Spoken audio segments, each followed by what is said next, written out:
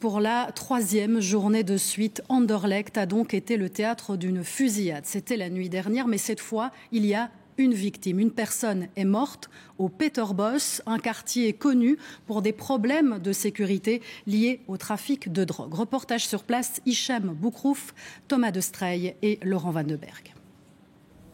C'est en bas de cet immeuble d'habitation que s'est déroulée la fusillade. La porte d'entrée est criblée de balles. Près de 15 coups de feu ont été tirés à l'arme automatique. Un homme, dont on ne connaît pas le profil, a perdu la vie dans ce hall d'entrée. Après le passage des enquêteurs, les riverains accusent le coup.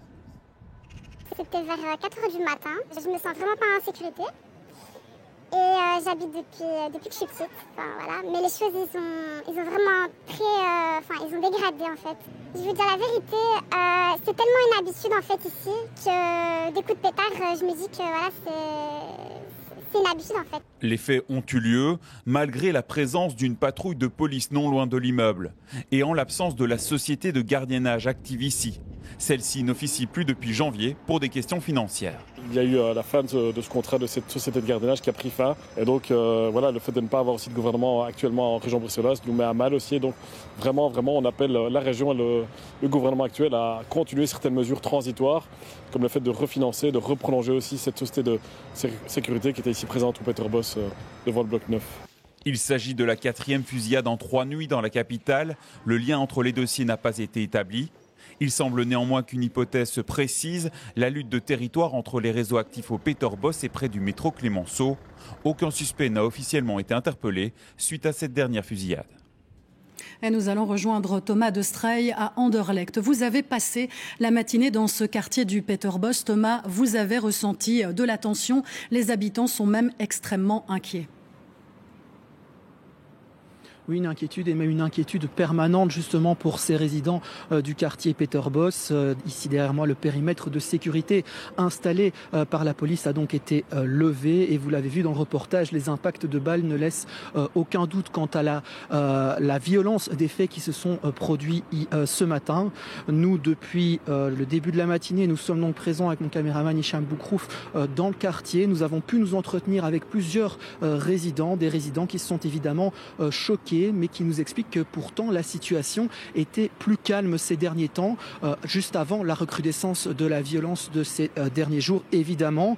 Mais l'inquiétude, ils vivent désormais avec, c'est devenu leur quotidien, nous disent-ils. Une dame nous expliquait justement ce matin que lorsqu'elle se baladait dans le quartier, eh bien, elle marchait vite, la tête baissée. Elle évite aussi de rentrer tard le soir. Une autre personne nous expliquait que lorsqu'un enfant souhaite aller d'un bâtiment à un autre ici dans le quartier, eh bien, désormais, tous les parents les accompagnent systématiquement d'un point A vers un point B.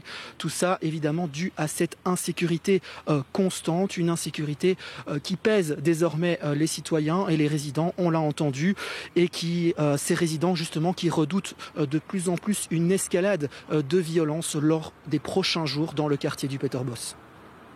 Voilà, merci beaucoup à vous Thomas, merci à nos équipes déployées sur place. Et nous accueillons à présent le bourgmestre d'Anderlecht. Bonjour Fabrice Kumps. Bonjour. Une 3e fusillade, on l'a vu, cette fois il y a un mort. Vos habitants ont peur. Est-ce que vous aussi vous avez peur ? Oui, toute ma compassion pour les habitants, parce que je sais à quel point ça doit être angoissant de vivre dans cette situation-là. Et donc, je voudrais les assurer aussi qu'on va faire le maximum pour occuper le terrain, à la fois pour montrer qu'il n'y a pas de zone de non-droit et que partout on veut montrer la présence policière, et aussi leur dire ma détermination à aller sonner à toutes les portes, comme on le fait déjà d'ailleurs depuis plus de 2 ans, pour que chacun puisse participer à cette mobilisation générale dans le cadre de ses missions et de ses fonctions pour gagner la guerre contre les gangs. J'entends votre détermination, on va agir, mais justement, on va faire quoi ? Parce que le problème n'est pas neuf. Vous-même, vous êtes bourgmestre depuis 2020. On vous a déjà entendu, il faut plus de policiers. On ne les voit pas, ou en tout cas pas en suffisance. On fait quoi ? On agit quand, monsieur le bourgmestre ? Il y a 2 choses. Donc, il y a les policiers de terrain, qui occupent le terrain, qui font des arrestations. Je rappelle toujours... Votre police locale, donc. La police de la zone midi, mais aussi avec le soutien de renforts du fédéral. Il ne faut pas le nier. Donc moi, je ne critique pas ce point-là. Donc on a des renforts du fédéral depuis quelques mois maintenant. On arrête, on fait du harcèlement, comme on le dit. Et, oui, mais manifestement, c'est pas suffisant. Là, on la constate, cette recrudescence. On fait quoi de plus, Monsieur Kunz? Eh bien, je pense que j'allais y venir. Donc, tant qu'on arrête la chair à canon, comme on l'appelle, des gens qui sont interchangeables à l'infini et qui parfois sont généralement sans papier, des gens particulièrement fragilisés. Tant qu'on n'arrive pas à toucher la tête des réseaux, à déstructurer les mafias qui sont derrière ces réseaux et à les décapiter, on va continuer à courir derrière, sans fin, derrière les trafiquants qui sont, les dealers qui sont interchangeables à l'infini. Ça veut dire que si on n'arrive pas, qu'il y a aussi un problème de coordination, parce qu'on le voit là, encore une réunion de coordination ce matin, elle s'enchaîne depuis même des années, mais est-ce que c'est bien coordonné? Parce que là, on voit qu'on n'arrive pas en tout cas à la cible, à cette cible que vous pointez. C'est pas une question de coordination, c'est une question de nourrir les enquêtes. Et donc, on est ici face à de la criminalité organisée. On parle d'échanges à l'arme de guerre, on parle de traite des êtres humains. Et donc, ça, il nous semble quand même que c'est du ressort de la police judiciaire fédérale. Ici, on nous remet, parce que la police judiciaire fédérale n'a pas assez de moyens, on nous remet sur la police locale des enquêtes qui traitent de crimes organisés. Et justement, on va parler de la police fédérale, du niveau fédéral, puisqu'hier, sur notre plateau, sur le plateau de Jeudi en Prime, le nouveau ministre de l'Intérieur et de la Sécurité était invité. Et je vous propose de l'écouter. Réaction avec vous juste après. Je ne veux pas non plus donner l'impression ou laisser l'impression que rien ne fonctionne et que la situation est dramatique et qu'on ne maîtrise pas la situation. Ce n'est pas le cas. Les problèmes, c'est entre autres plus de présence policière sur le terrain. Je parle bien de présence policière sur le terrain. C'est pour ça qu'un des axes de mon travail sera de faire en sorte qu'un tas de procédures, de travail administratif et autres qui doivent être faits par les policières et par les policiers soient à simplifier. Voilà, je crois que vous vous rejoignez avec le nouveau ministre. Je crois que là-dessus, tous les partis sont d'accord. Il faut plus de police sur le terrain. Mais ce message, on l'entend aussi depuis des années. On dit qu'il faut plus de moyens à la police fédérale, mais là non plus, ça ne suit pas. Alors pourquoi cette fois, ce ne serait pas qu'une promesse de plus en l'air? Qu'est-ce qui nous dit que cette fois, les choses vont changer? Alors, évidemment, l'investissement fédéral ne dépend pas de moi, mais déjà au niveau communal, au niveau des zones de police, on a eu la réunion de la conférence des bourgmestres hier, et ce matin, toute la matinée a été occupée à justement coordonner cette action avec un renfort assez significatif, notamment de la zone de police de Bruxelles, qui va prêter des hommes, et donc pour un peu tordre le cou à ce canard qui dirait qu'un policier d'une zone ne peut pas passer la rue et aller aider une autre. Mais sur les renforts annoncés, vous y croyez cette fois ? Mais je crois que le ministre ne les a pas aujourd'hui et que donc il va devoir négocier des moyens complémentaires à la fois. En presse, là, vu l'urgence. Oui, à la fois pour occuper le terrain, pour montrer que la population qu'on est là et qu'on la protège, et aussi, j'y reviens, pour que la police judiciaire fédérale ait des moyens pour faire ses enquêtes de longue haleine, pour décapiter les réseaux. Parce que moi, je n'en veux pas, la police judiciaire fédérale. Ils n'ont pas les moyens de le faire. Mais c'est un peu le monde à l'envers. On demande aux zones de police de remplacer le fédéral quand il n'a pas les moyens de remplir sa mission. C'est incroyable. On entend votre message, il faut des renforts au niveau du fédéral. Une dernière chose, on entend ici Bernard Quintin nous dire en d'autres termes, la situation est sous contrôle, il le dit, mais vu de l'extérieur, vu de mon point de vue, la plupart des gens qui nous écoutent, on n'a pas vraiment le sentiment que c'est sous contrôle. Ça va crescendo, on se demande presque ce qui va se passer la nuit prochaine. Je ne dirais pas que c'est sous contrôle, loin de là. Au contraire, cette guerre de territoire, il faut imaginer qu'un point de deal rapporte 50 000 € par jour.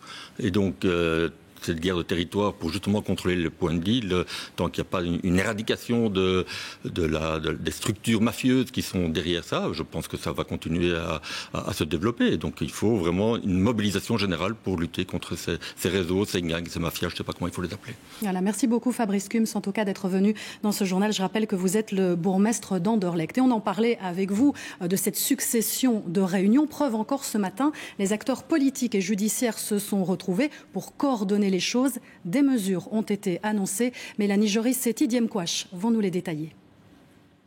Des individus kalachnikov en main tirant sur la voie publique à l'entrée d'une station de métro. Les images ont choqué. Les coups de feu qui se répètent à Anderlecht depuis 3 jours amènent les autorités politiques et judiciaires à se réunir d'urgence pour plus de coordination à tous les niveaux de pouvoir pour s'attaquer au trafic de drogue. Er is een groot gevoel van onveiligheid. Mensen die gebruik maken van de metrostations, van de treinstations om naar Brussel te komen werken, voelen zich eveneens onveilig en dat willen we ook bekijken. Dus het is heel belangrijk dat we dat signaal geven, dat wij die straten niet laten aan die criminelen die met wapens... Pour rassurer la population, le renfort de la police fédérale est annoncé aux côtés des polices locales bruxelloises, déjà placées sous unité de commandement conjoint. Avec le commissaire général, nous avons déjà décidé de mettre plus de policiers dans les métros, dans les stations de métro. Ça, c'est de ma compétence directe. Aujourd'hui, la réserve fédérale à Ferrès a été aussi déployée à Anderlecht pour appuyer la zone Midi. La zone Midi a décidé hier aussi d'augmenter le nombre de ses propres policières et policiers sur le terrain. Donc la réponse est directe.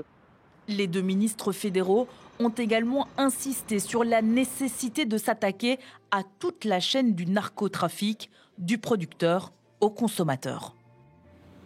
Et pour essayer de prendre un peu de hauteur, nous accueillons notre expert judiciaire Sébastien Joris. Bonjour. Bonjour. Alors on va essayer d'aller un peu plus loin et surtout d'objectiver toutes les pistes qui sont sur la table et qui permettraient de sortir de cette situation, de cette spirale de la violence. On va d'abord parler du court terme, puisqu'on voit cette urgence. D'où pourrait venir la solution ? Eh bien, à très court terme, les premières personnes qui ont une prise sur les événements, ce sont les criminels eux-mêmes. Il y a pour l'instant une crise aiguë entre un réseau actif au Peterbosch et d'autres groupes criminels qui dealent dans les environs, notamment du côté de la station de métro Clémenceau. Donc une crise aiguë. Malgré ce conflit ouvert, les criminels auraient-ils intérêt à baisser d'un ton ? Peut-être. Pourquoi ? Eh bien parce que toute l'attention portée sur certains points de vente, la présence renforcée de la police, la présence des médias, tout cela, eh bien c'est mauvais pour le commerce. Et il y a des factures à payer aux gros fournisseurs de drogue. Donc, à court terme, peut-être que pour des raisons bassement financières, certains baisseront les armes, peut-être, et ce sera sans doute temporaire. Et à plus long terme, alors que fait-on ? Que met-on en place ? Alors, un groupe pourrait finir par prendre le dessus, les positions pourraient se figer, mais laisser les criminels régler leurs problèmes entre eux n'est évidemment pas une solution. Les impacts sont beaucoup trop importants sur les quartiers, sur les habitants, et ce ne sont là que des impacts visibles. Pensez à la corruption, pensez au blanchiment d'argent qui sape l'état de droit, qui sape l'économie légale, pensez aussi aux jeunes qui sont recrutés par les réseaux criminels. Donc c'est en fait toute une chaîne à renforcer, la police, la justice, mais aussi l'éducation, la prévention, le traitement de la toxicomanie, l'urbanisme, toute une chaîne à repenser. Et imaginer que l'on va pouvoir vider Bruxelles des narcotrafiquants, non, c'est un objectif qui est inatteignable, ce n'est pas possible, il y a trop d'offres et trop de demandes. L'objectif raisonnable aujourd'hui, c'est de tenter de contenir le trafic, de limiter les effets et d'aplanir la vague qui semble aujourd'hui submerger les services de police et la justice. Merci beaucoup Sébastien, merci pour votre expertise.